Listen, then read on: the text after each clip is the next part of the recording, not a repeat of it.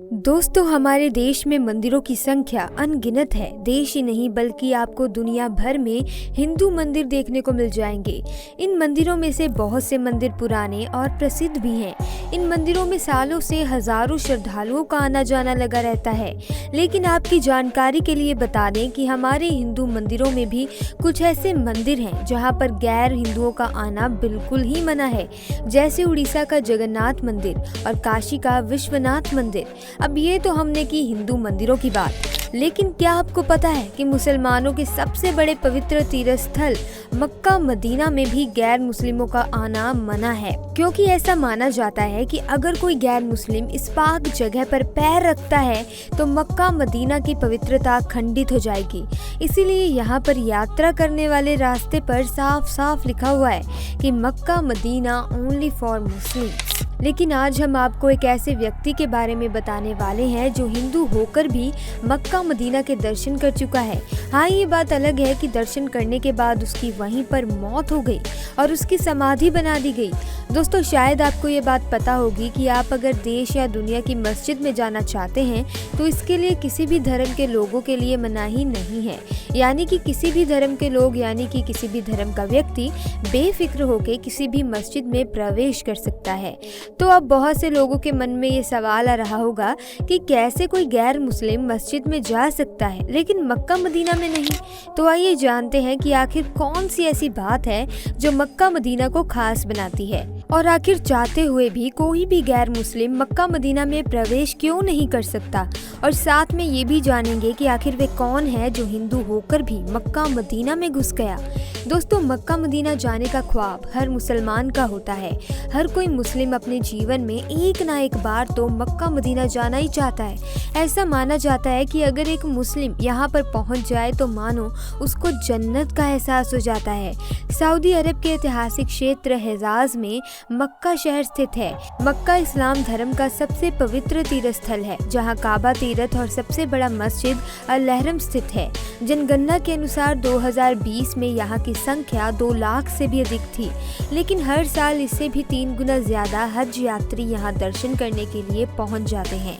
इस स्थान को महान पैगंबर मोहम्मद का जन्म स्थान भी माना गया है और ये भी माना जाता है कि यही वे जगह है जहाँ पहली बार मोहम्मद द्वारा कुरान की क्रांति शुरू की गई थी।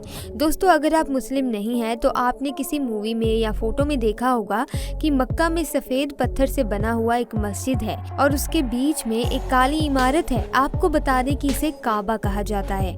काबा ग्रेफाइट पत्थर से बनी 40 फीट लंबी और 30 फीट चौड़ी इमारत है। इसमें कोई भी खिड़की नहीं है, पर एक दरवाजा है। जो लोग हज के लिए जाते हैं वे तवाफ नाम की रस्म के अनुसार काबा की 7 परिक्रमा करते हैं।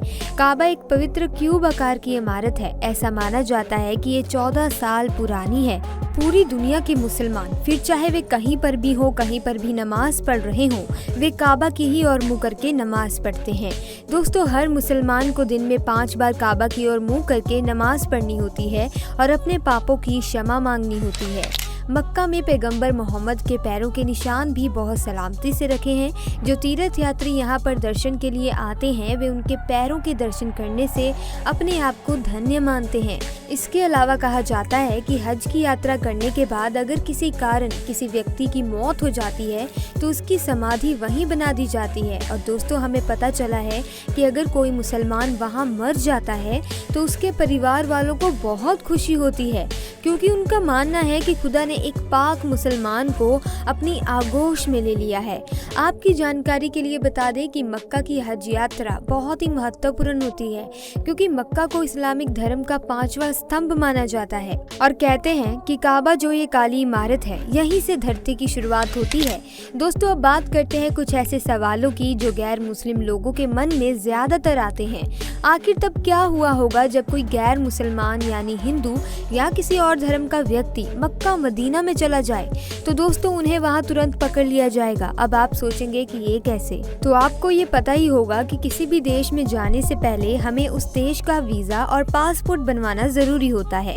आपको बता दें कि जब आप सऊदी अरेबिया का वीजा अप्लाई करेंगे तो सबसे पहले आपसे यही पूछा जाएगा कि आप किस धर्म से ताल्लुक़ रखते हैं और आपसे ये भी पूछा जाएगा कि आप वहाँ किस कारण से जा रहे हैं। और अगर आपको पता है कि आप झूठ बोल देंगे तो आपको बता दें कि आपका झूठ क्रॉस वेरिफिकेशन में जल्द ही पकड़ा जाएगा। आपका वीज़ा लगने से पहले आपसे इन सवालों के बारे में पूछा जाएगा और अगर आप ये कह देंगे कि भाई मैं तो हिंदू हूँ तो आपका वीज़ा कैंसिल ही हो जाएगा, क्योंकि सऊदी देश के कानून के अनुसार मक्का मदीना में कोई भी गैर मुस्लिम नहीं जा सकता। तो अगर मान लीजिए आप सऊदी देश में किसी और काम से चले भी जाते हैं, लेकिन वहाँ जाने के बाद आपको विचार आता है कि आप काबा के दर्शन कर लें, लेकिन आप फिर भी वहाँ पर प्रवेश नहीं कर सकते, क्योंकि वहाँ पर प्रवेश करने से पहले आपके वीज़ा और पासपोर्ट को पूरे तरीके से चेक किया जाएगा। पर पासपोर्ट देखते ही आप पकड़े जाएंगे, क्योंकि उसमें साफ लिखा होता है कि ये व्यक्ति किस धर्म से ताल्लुक़ रखता है। ऐसा नहीं है कि वहाँ सिर्फ गैर मुसलमानों का ही वीज़ा और पासपोर्ट चेक किया जाता है, बल्कि अगर कोई मुसलमान भी जाता है तो उसका भी वीज़ा और पासपोर्ट प्रॉपर तरीके से चेक किया जाता है। अब तक कई गैर मुस्लिम लोग वहाँ जाने की कोशिश कर चुके हैं, लेकिन वे सब के सब नाकाम रहे, क्योंकि वहाँ जाने के लिए वहाँ की अथॉरिटी से परमिट लेना पड़ता है। इस परमिट को लेने के लिए इस्लाम धर्म के बहुत से सवाल पूछे जाते हैं, जिनका सही जवाब देने के बाद ही मक्का में जा सकते हैं।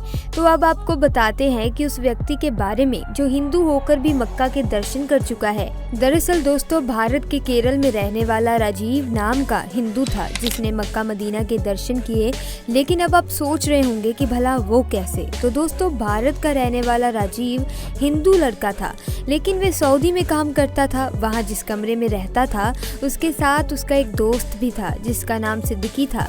उसके दोस्त सिद्दीकी ने उसे इस्लाम धर्म के बारे में बताया। इस्लाम धर्म की बातें सुनकर राजीव उसे पसंद करने लगा। राजीव ने इस्लाम धर्म पर लिखी गई कई बातें भी पढ़ी और उसे समझने की कोशिश भी की। फिर उसने नमाज पढ़ना भी शुरू कर दिया।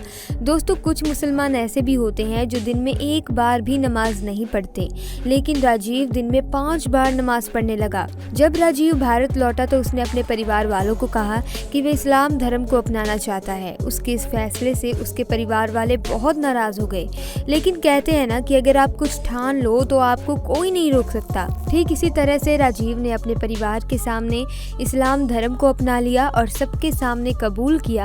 इस्लाम धर्म दुनिया का सबसे अच्छा धर्म है। इसके बाद उसने अपने सारे सरकारी दस्तावेजों में अपना नाम राजीव से मुजम्मिल रख लिया। दोस्तों, इस्लाम धर्म से राजीव काफ़ी लगाव करने लगा था, इसीलिए उसके मन में ये बात आई क्यों ना मक्का मदीना के दर्शन करने जाया जाए। अब इस फैसले के बाद मक्का मदीना वे चला गया। उसके सारे दस्तावेज ठीक थे, इसी कारण उसे मक्का जाने की परमिशन मिल गई। काबा की परिक्रमा करने के बाद और सारी रस्में पूरी करने के बाद उसने खुदा से ख्वाहिश की, ऐ खुदा मुझे अपने आगोश में ले ले। दोस्तों, जैसा कि हमने आपको पहले ही बताया था कि अगर वहाँ जाकर किसी की मृत्यु हो जाती है तो इस्लाम धर्म के अनुसार वे इंसान बहुत ही खुशकिस्मत होता है। अब राजीव ने तो बहुत कुछ किया था वहाँ जाने के लिए और इस्लाम धर्म को भी अपना लिया था। शायद इसीलिए उसकी सारी मनोकामनाएं पूरी हो गई, जिसके बाद अब राजीव के घर वालों को सूचना दी गई और उसकी वहीं पर फिर समाधि भी बना दी गई। तो दोस्तों, आज की वीडियो में इतना ही। वीडियो अच्छी लगी वीडियो को लाइक करें और साथ ही चैनल को सब्सक्राइब करना ना भूलें।